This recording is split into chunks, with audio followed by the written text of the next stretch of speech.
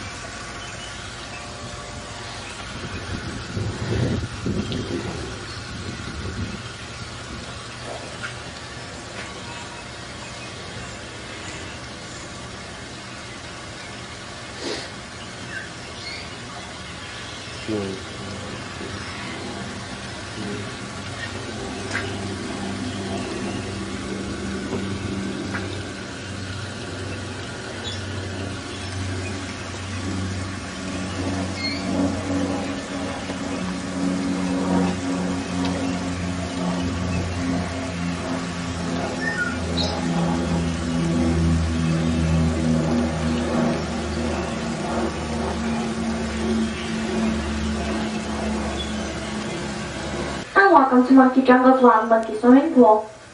My name is Chelsea, and at this time I'm going to go ahead and ring this triangle to let the monkeys know that I will be tossing fruit for them. Just to let you know, the reason that we ring the bell is because we have about 140 of these monkeys, and they are all spread out over 7 acres. These monkeys are not tamed or trained in any way. We have no control over who shows up. So just give me a second to ring the bell, and I'll see if any monkeys want to come and eat.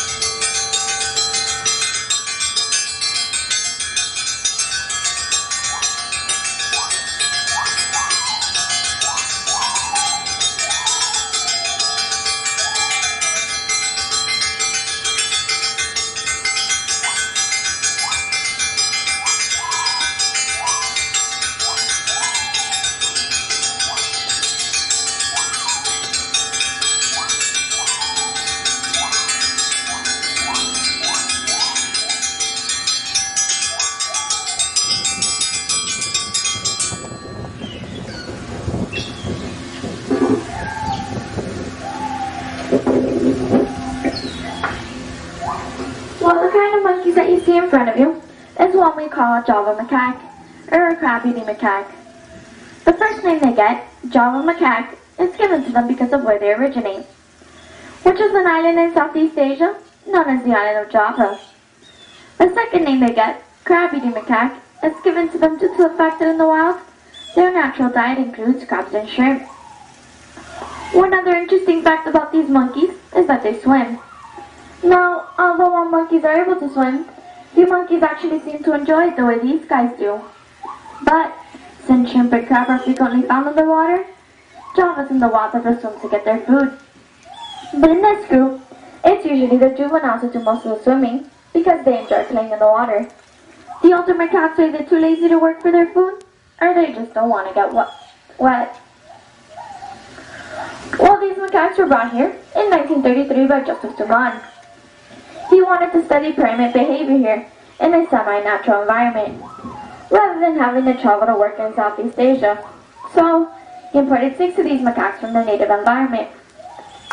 As I mentioned earlier, we have about 140 of these dogs within a 7-acre compound, and all of them are the descendants of the original 6, which were released here more than 70 years ago. And what Joseph wanted to study specifically was the social structure of the Java macaques. It is based on what is called the dominance hierarchy, or a pecking order. What that means is that there is a monkey number 1, and he is the leader and most dominant animal in the group. And under monkey number 1 is a monkey number 2, and under monkey number 2 is the less dominant but still important monkey number 3, and so on. In this group, Casper is the number 1 monkey, and he is the leader alpha male. And Casper is the one sitting right over there at the end of the log eating. That one's Casper. Well, as leader, Casper has certain responsibilities to the group. It is his job to maintain the ranking system and social order within the group. This means if there is a fight that escalates to a very serious level, it is his job to break it up or end it. Also, if there is a lower ranking animal that steps out of line, it is his job to put him back in line. He also leads a troop against any outside aggressors, which could be monkeys from other groups as well as predators. Being leader also has its reward. As leader, you get the first choice of food, the first choice of place to sleep, sit, and walk, and the first choice of females. Now frequently people ask me, how does a monkey get its rank, and why is Casper the leader? Well, there are 2 main factors involved. One is their maternal association, or who their mother is. What that means is that if they're the offspring of a high-ranking female, then they're going to be a high-ranking monkey. And if they're the offspring of a low-ranking female, then they're going to be a low-ranking monkey. The second factor that determines their rank are their political alliances, who their friends are, and how many they have. Now their rank can change in one of 2 ways. First, when males are young, they're roughhoused or wrestle around, similar to how many children do. And this is when they make or break most of their friendships. But as males get older, if they want more access to food or females, they'll have to earn that privilege, either by winning the respect of higher troop members or by fighting for it. This is where their friends come in. If you are a lower ranking male, and you could somehow manage to defeat a higher ranking male, you can move up in rank. You can defeat another male by having the most of the following 3 qualities. You have to have great physical strength, you have to have the support of male troop members, and you need to have the acceptance of the females. When a male moves up in rank, you commonly see the social status of his mother improve as well. And the offspring that she has from that point on will also be of that higher rank. But any offspring that she had before she moved up in rank will remain whatever status they were initially born into. The second way that their rank could change is if another male ever overthrows their alpha male. They will then have to assume a subordinate position, not only to the new male, but also tiny monkeys he brings with him. Now frequently, you can see the Javas doing a behavior called grooming. And what they're actually looking for are not parasites such as fleas and ticks. However, if they do find a parasite, they'll gladly pick it off and eat it. But in general, they are very clean animals and almost fearless of parasites. And what they're actually looking for are tiny little particles of dandruff. When these monkeys perspire, salt from their sweat is absorbed into the dandruff particles, and it serves as a salty little snack for them. More importantly though, grooming strengthens the bonds between these animals. The lifespan of a Java macaque is 20 to 25 years, with males maturing between the ages of 5 and 8, and females much earlier between the ages of 3 and 5. And once mature, a female may have 6 to 8 infants throughout her lifetime. Now the females give birth to only 1 infant, usually during the months of May through September, after a gestation period of about 6 months. The newborns are easily recognized because of their black fur and pink skin, and this coloring is called the natal coat, and has special significance in the dominance hierarchy. Newborn offspring and their mothers are the most privileged and protected members within the group. This means that at this time, they're an exception to the ranking system. As long as a mother carries a baby with the natal coat, she'll be allowed to sit, socialize, groom, and feed with the higher-ranking females. This allows low-ranking females the access to better foods at a time when nutrition is essential. After about 6 months of age, you will see a complete disappearance of the natal coat, which has gradually disappeared after birth. As soon as the other members of the troop detect the change in the infant's coat color, both mother and infant will lose their special status, and the infant will assume the social status of the mother. Java infants will nurse for up to about 9 months. However, after the mother loses the special feeding privileges, she will wean her baby onto more solid foods, such as fruits and bugs. Well, this concludes the presentation here at the Wild Monkey Swimming Pool. Does anyone have any questions?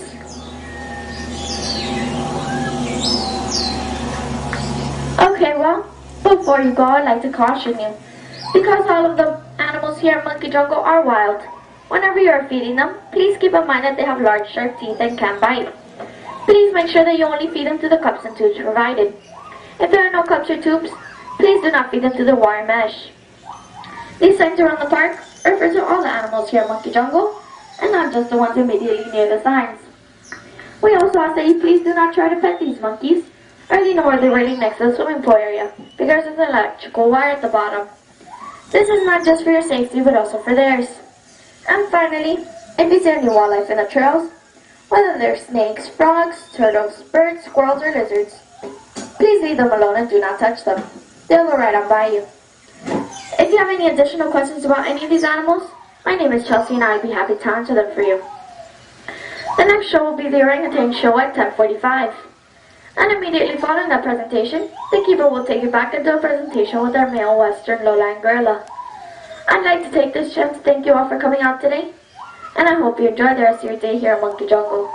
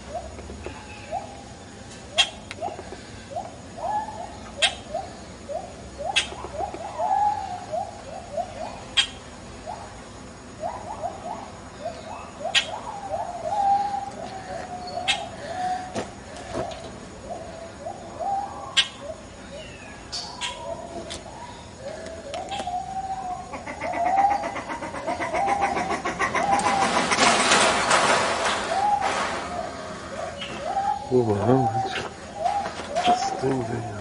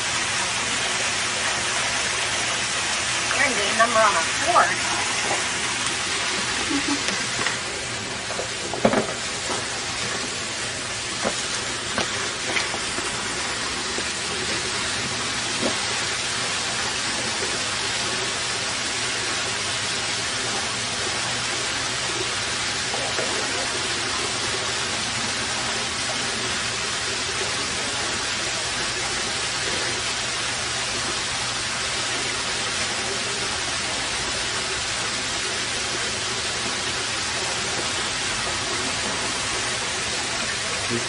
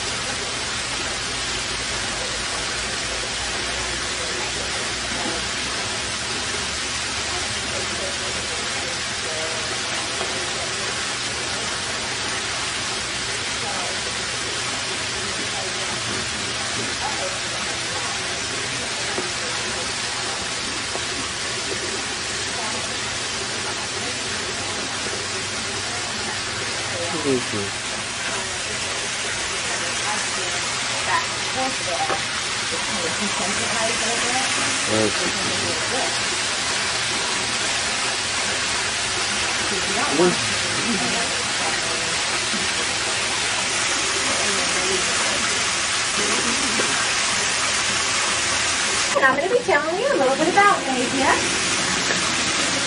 Now I will let you know that May works 365 days of the year. She does 3 shows every single day. She does it on a completely voluntary basis. Luckily for us, she normally does enjoy participating. She also likes to wait until the last few minutes of the presentation, so just be patient with her and hopefully we'll get to see how smart May is with some of her behavior. After May's presentation here, then we'll be going down to see King, who is our Western lowland gorilla. So if you want to stick around for that, you're welcome. Now May here is a 22-year-old female orangutan. She weighs 190 pounds. Her arms are 1.5 times the length of her legs. Fingertip to fingertip, May's arm span is about 8 feet. She does have the strength of 5 to 7 men. Hey, sweetheart. Look what I have, May. It's good. Yeah. You want it, don't you? Hey, in a minute. Now, May was born right here at Monkey Jungle. So notice when she walks pretty slowly and deliberately. That's because these guys spend most of their time in the trees. May, at 190 pounds, is large. Males get twice their size and up to 250 pounds. Their bodies are perfectly adapted for life in the trees, but when they're up there, they want to make sure that they're not stepping on any leaves or limbs or trees that are going to break underneath them. Because being 50 to 100 feet off the ground over 90% of the time, a fall from that distance, obviously, if not immediately fatal, could certainly be proved to have life-threatening injuries. Now, orangutan is actually still Malaysian words that mean old man of the forest. Of course, in May's case, that would be old woman of the forest.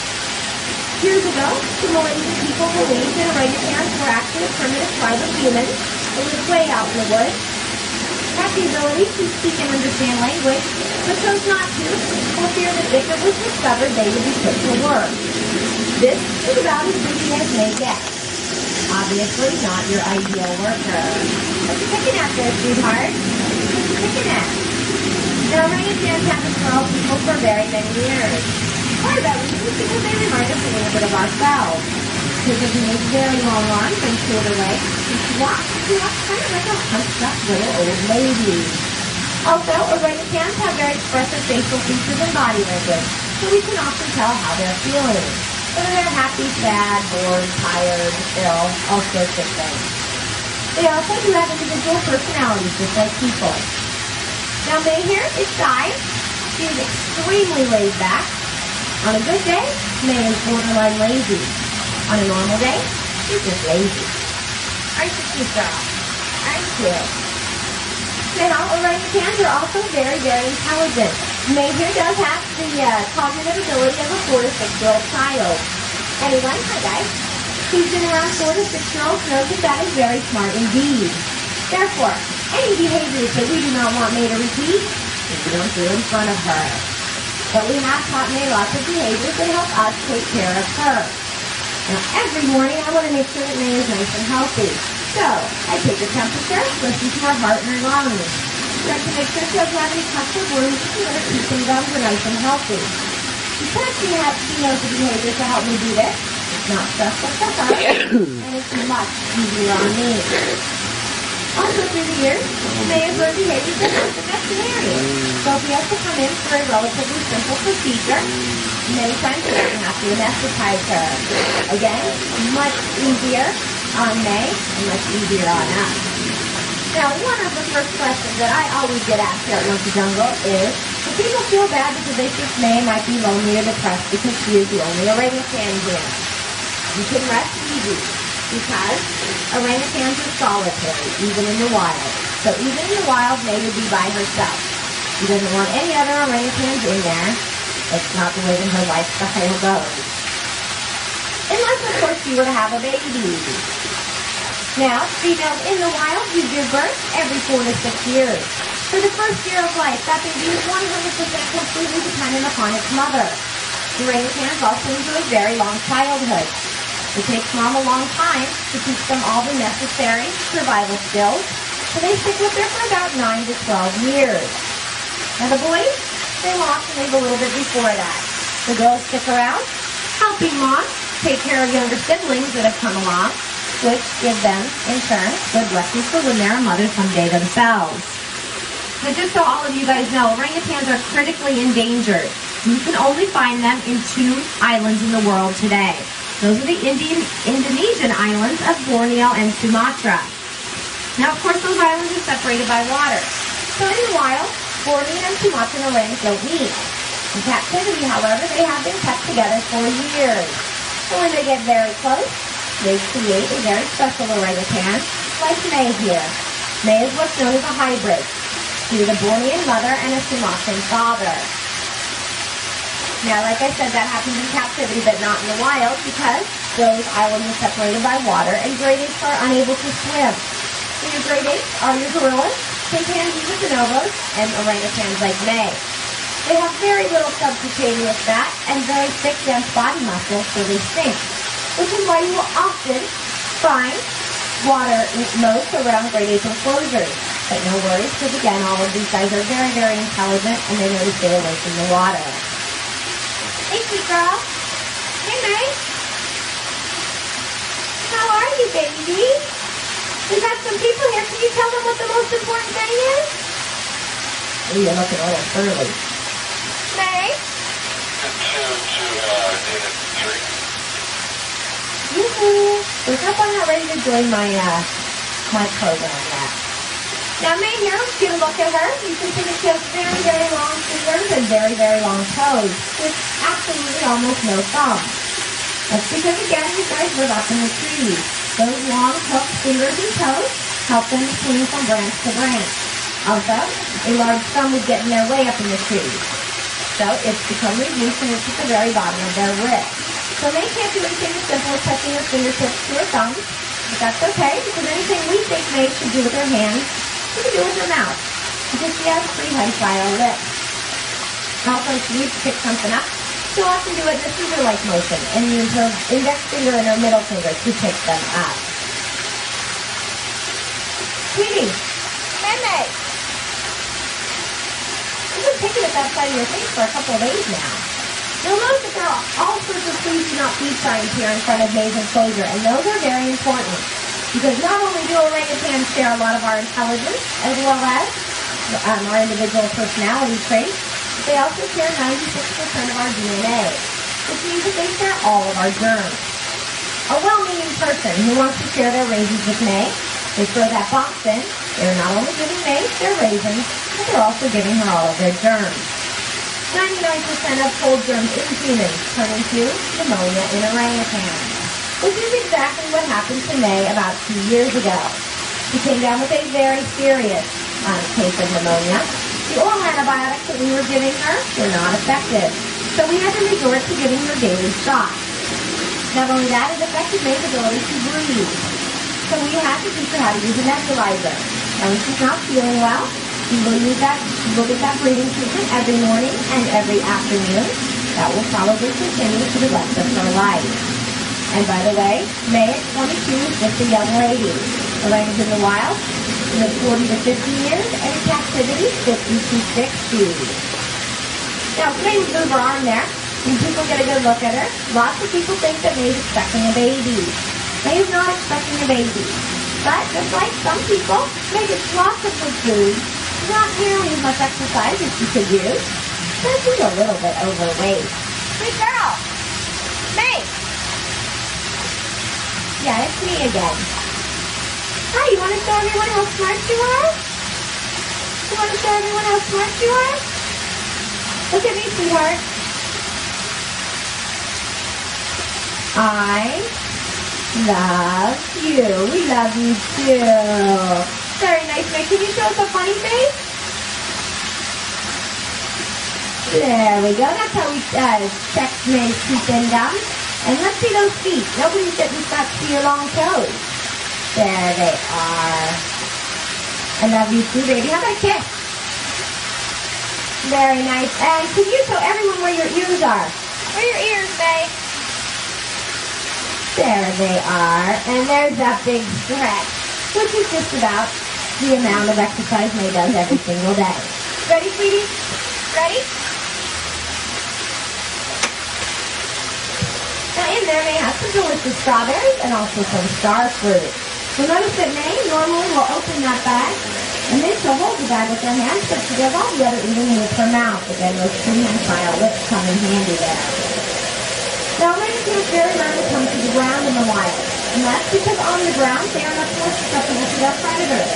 Predators such as large snakes, like pythons and boa constrictors, jaguars and crocodiles, and unfortunately, of course, humans as well. Now, lumbering and deforestation and habitat destruction are the biggest threats against these highly invasive animals, but they also fall victim to the illegal butchering trade. There they are hunted for their meat. Now, mothers or adult females are often taken because they're not quite as elusive as the males, as well as the fact that they often have offspring following them, which can slow them down a bit. When an adult mother is taken, her offspring are left to struggle to survive on their own, or they're pulled into the illegal pet trade. Neither scenario is good for anybody. Now, if May were up here swinging on these perches in front of us, I'd be a little bit worried that she was getting something that she shouldn't have, because that is not adult orangutan behavior. This is adult orangutan behavior. In the wild, they will make 2 to 3 nests during the day, and they will sit there and they will eat. And then they will eat some more. Then they might take a little nap. And then they will eat some more. And that is what adult orangutans do. And normally we have all sorts of nesting material out here for May. Cane grass and leaves and palm fronds and all sorts of things. You can see the remnants of part of the nest we made right up to our right up on the top here. Now unfortunately May is feeling a little bit under the weather now. Therefore we had to take all of that nesting material out. We didn't want it to adversely affect her breathing. Once she gets all better, we'll put it all back in there for her and she can go back to making her nest. Is that good, May? Is that good? Well, just a minute here. We're going to go down and see our other great ape here at Monkey Jungle. His name is King, and he's a gorilla. Before that, though, do any of you guys have any questions I can try and answer for you? Look at this right here. So I'm going to talk to him. And okay, thanks. Why did you teach it? Well, while May finishes that up, we're going to go right down here to our left if you'd like to join the lesson tonight. When you get to the Cameron Jungle, you can go through the middle or to the right in the passageway there, and we will meet you at the other end. Bye, sweet girl. Bye, baby. You like those strawberries?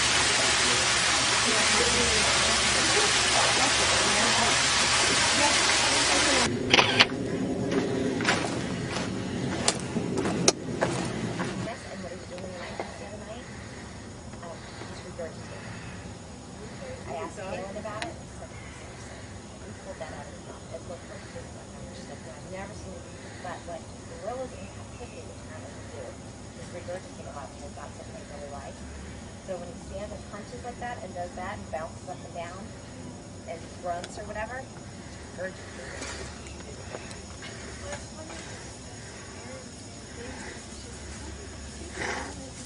yeah, it is.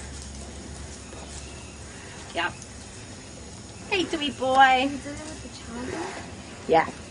Excuse me, sir. There you go. Yeah, you've been picking at your belly.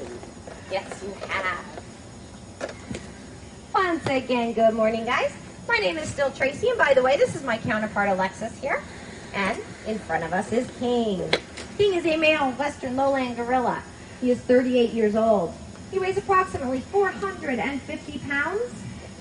He stands just under 5 feet 2 inches tall, and King has the strength of 10 to 12 very, very, very strong men. What? That was a half-hearted sign there, sweetheart. That's a sign that it's a grunt that means he's happy. Now, King here is what's known as a silverback, and that means that he's a mature gorilla. Gorillas do mature between the ages of 10 and 15 years old. Before that time in their life, they have black hair on their backs, and they're called blackbacks. Afterwards, they develop this beautiful silver hair, hence the name silverback. King, up! Can you turn around and show us your back? Beautiful. Shake it up. All right. Good boy. Oh, you have a papaya. You like papaya. Ready?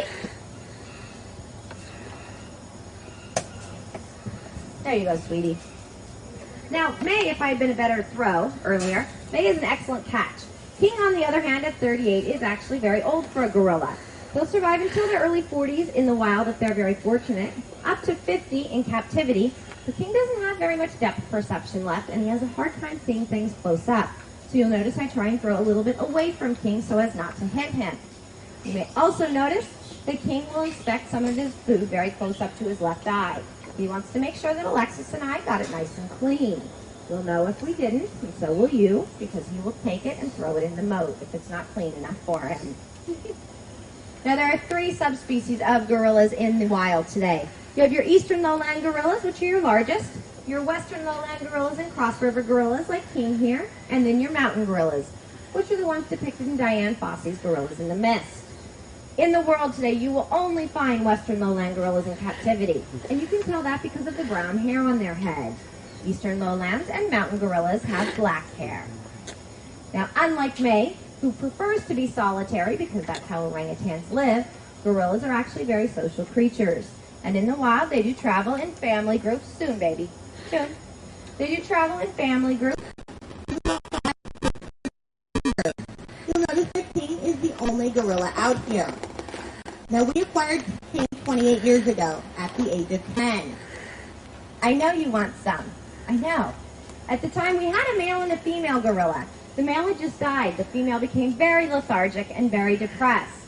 At one point, we were afraid that we would lose her as well. We knew that King was available from a circus, so we brought him in. Now, he was a companion next door to Mitzi, that female gorilla, for many years. But on 3 separate occasions when we introduced Mitzi to King, she beat him up. We rejected him. Now, also, after Mitzi passed away from old age, we brought in another female gorilla, which is a feat in itself because 7 out of 10 gorillas born are male. So females are pretty hard to come by. Now, again, that was when King experienced his 4th rejection. 4 rejections in anybody's life is plenty. Can you lay down and take a little nap, King? Good boy. Now, if I throw you this bag now, are you going to stay here? You going to lay down again? Does that feel good? You have a little gassy tummy? I want you to stay here, okay? Hold on. You ready? Sorry, Alexis. Oh, good catch, King. So much for that eyesight problem. That's it. Yep. He says, where's my other piece of fruit? Now, when King was in the circus, unfortunately, to make him, quote, safer, they pulled his canine teeth. Those are the great big thing-like teeth in the front of the mouth. They happen to be very important in gorilla culture. For one thing, you can't put any 2 gorillas together. They're just like people. Also, the females are the ones that pick the mates. Now, without those teeth, one of the possibilities is that King is considered inadequate because he would be unable to protect his female and any future offspring that they might have. Also, without those teeth, we are unable to put any male gorillas on this island with him because, again, he would be unable to protect himself. So King does have this 1.5 acre all to himself 365 days of the year. But no worries, because as a social creature, we give King lots of company and companionship. That would be Alexis's and my job. No more dessert. I don't have any. No mas. Now, I'm sorry. Eat your celery. Eat your celery. Now, if King ever wants for companionship, all he has to do is go all the way to our left into that tunnel right there and let us know he's there. Sometimes he just wants to sit quietly. Other times, he wants to be a little more active, listen to music or dance. King's favorite pastime during the afternoons, though, is finger painting. We do have lots of finger painting that he's done in the gift shop if you want to take a look. No mas, baby. It's all gone. Sorry. That's it. You're going to have to eat your lettuce and stuff. Now, King is also a very urban gorilla, and he does enjoy his very own air-conditioned night house, which also boasts its own television set and DVD player. I'm not kidding you when I tell you that one of King's favorite movies is Planet of the Apes. No mas, babe. In a minute. Relax. I don't have any. He says, I want more dessert. I want some fruit. Now, also, King, being a gorilla from down here in South Florida, realizes that it is important to be fluent in Spanish, and he does fluently understand that language. Out here, he knows that it's strictly business, and so I communicate in English. You also have all now gotten the opportunity to see King's sign. He does have about 15 to 20 of his own signs. They mean the same thing every single time he does them, so we never ever have a problem communicating with him. Got all sorts of squirrel monkeys coming out here to visit us in the trees behind us. Yes, you guys are making noise back there. I can hear you rustling in the branches. Now you will notice on King's head there's a great big bump, and that's called the sagittal crest. Much more pronounced in the males than the females. That's his sign for dessert. And they put his hands together like this. That means sleep. Now, that's actually the site of attachment for all of those muscles that anchor in those canine teeth. Relax. Relax. And partially because of those canine teeth, many people actually think that gorillas are mean, ferocious animals. You are looking at an extremely frustrated and angry gorilla right now. Not being very aggressive, though, is he? And that's because gorillas aren't. They are private and shy. They'd much rather avoid confrontation than get into an argument or a physical fight. As a matter of fact, they are the only primate species that is 100% vegetarian. This is a good lesson in how to learn that the presenter gets sidetracked when her ape is talking to her and I can't concentrate on my presentation. Now, King does not eat any meat at all. That does not mean, however, that he does not have a voracious appetite. To keep up that 450-pound physique of his, we do toss over 60 to 80 pounds of fruits and vegetables every single day. He's not real happy with what he has right now. We've kind of cut King's fruit down a little bit.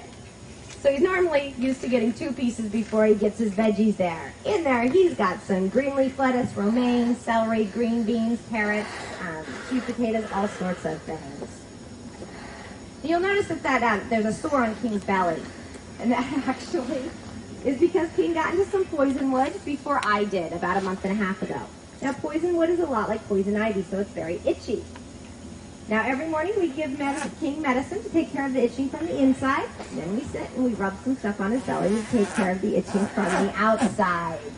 It is very hard for King to sit still for this because he's ticklish. He's very ticklish, so that's a tough thing for him to do. Now, many people ask me if King climbs any of these trees out here, and there are plenty of them for him to climb. Remember that I mentioned to you that King is 38 years old. I also happen to be 38 years old. I am out on this island every single morning, and I can assure all of you, I am not looking for any trees to climb. No mas, baby, relax. King and I both know we're getting a little bit older. Our bones are becoming a little bit more brittle, so we prefer to stay on the ground where it's nice and safe. The only thing that would induce King to try and go up a tree is if he felt very, very threatened and scared. Ah, sweet boy. I don't have any. Now, before I have to go back and get King a treat, because he's obviously not very happy right now, does anybody have any questions I can try and answer for you? No? Well, one more cute story before I let you go then. And that is that before King had this island, he had been in a cage for almost his entire life. Therefore, when he came out here, it was a little bit scary for him. Now, one day he was actually leaning against the ficus tree sleeping, and an iguana got a bit curious. That iguana came up and climbed right up on King's belly. It woke him up, and he screamed like a baby. Since then, though, King seems to have realized that he is a little bit bigger than those iguanas out there.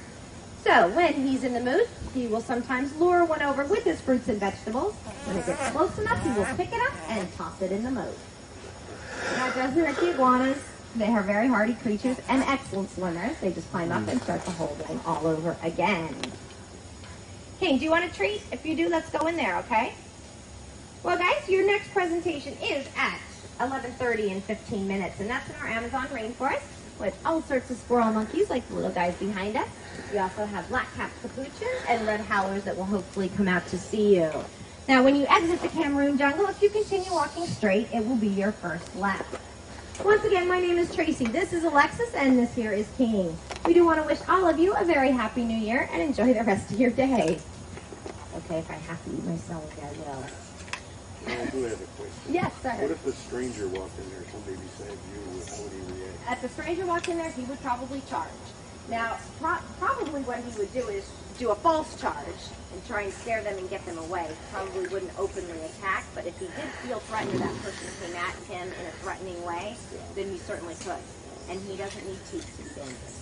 At 450 pounds, he's pretty strong. Yep. Yeah. You're welcome. I know, you're up.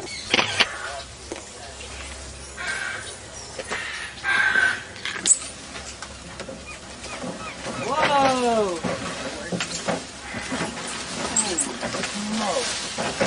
Wow! Oh, man.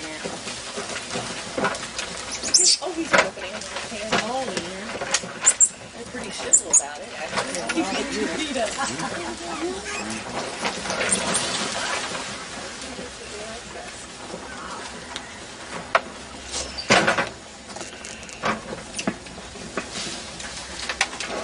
Good afternoon, everyone, and welcome to Monkey Jungle's Amazon Rainforest. My name is Chelsea, and I'm going to be telling you a little bit about these monkeys and this rainforest around you. So if you have any questions, when the presentation is finished, I would be happy to answer them for you. Well, before 1992, if you were to look up toward the sky, you would have not been able to see it. Because of the dense canopy and vine growth, it would have been very dark, cool, and moist back here. Much of the vegetation that you can see on the ground now did not exist in our old rainforest because the sun could not reach the ground as well as it does now, so only the hardiest of plants could survive. We even had our own weather system here, which was similar to that which you would find in the South American rainforest. And because of the humidity and moisture that condensed above the canopy, and the fact that some of the lower lying clouds would get caught in the taller trees, it would rain somewhat consistently almost every day here, maintaining the environment of a true rainforest. It was one of the only semi-natural tropical rainforests in North America. However, in 1992, Hurricane Andrew made landfall and has devastated the park. We lost 100% of our canopy and 80% of our overall vegetation. Now there are 3 different species of monkeys in our rainforest. The large red ones, like the one in this picture, are called red howler monkeys. And I don't see any. The big brown ones, like the one right there, and the one in this picture are called black-capped capuchins. And the little yellow and gray monkeys that you see everywhere else, those are the squirrel monkeys.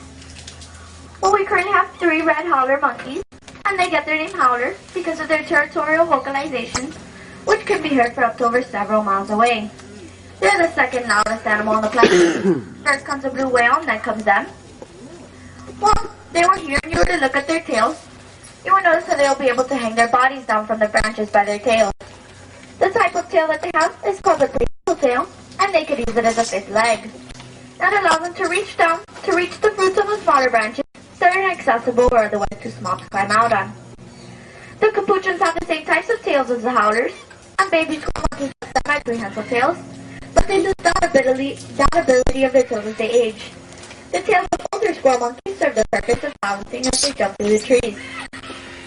Now we have 5 black-capped capuchins, and these are the monkeys that were previously used as organ grinder monkeys, And you can also see them in movies such as Ace Ventura, George of the Jungle, and Pirates of the Caribbean.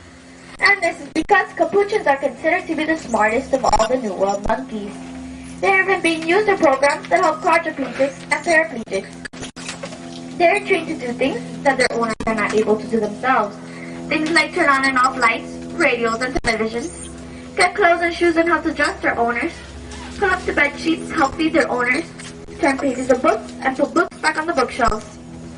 Now in the wild, capuchins, howlers, and squirrel monkeys all live in the same rainforest. But in a true rainforest, the howlers mainly occupy the upper levels of the canopy, above 60 feet, whereas capuchins and squirrel monkeys primarily occupy the mid and lower levels of the forest. Now these squirrel monkeys are the whole reason that this rainforest exists. And Frank Dumont brought these squirrel monkeys here back in 1955. And once he had a population established, he noticed that he was able to do something at the time that no other zoos or facilities were able to do, and that was to breed them. Other zoos or facilities would put several males and females all in the same small cage and expect them to reproduce, and they would not.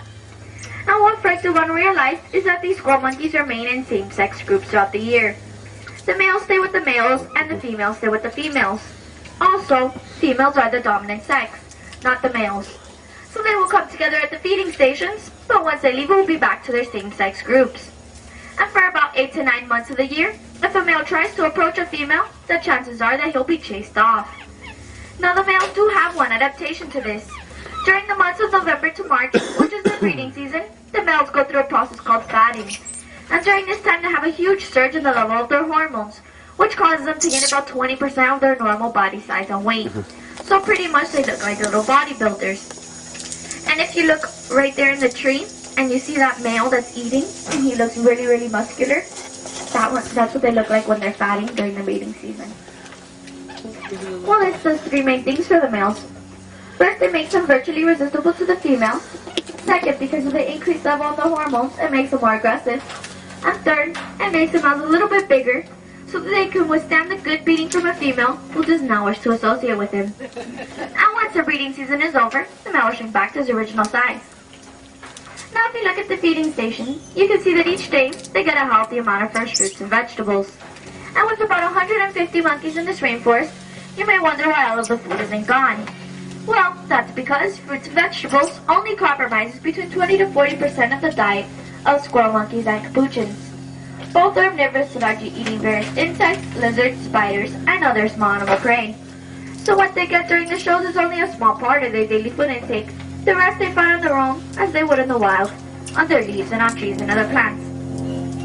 Well, this concludes the presentation here at Monkey Jungle's Amazon Rainforest. Does anyone have any questions? No questions? Okay. Well, I'd like to take this chance to thank you all for coming out today, and I hope you enjoy the rest of your day here at Monkey Jungle.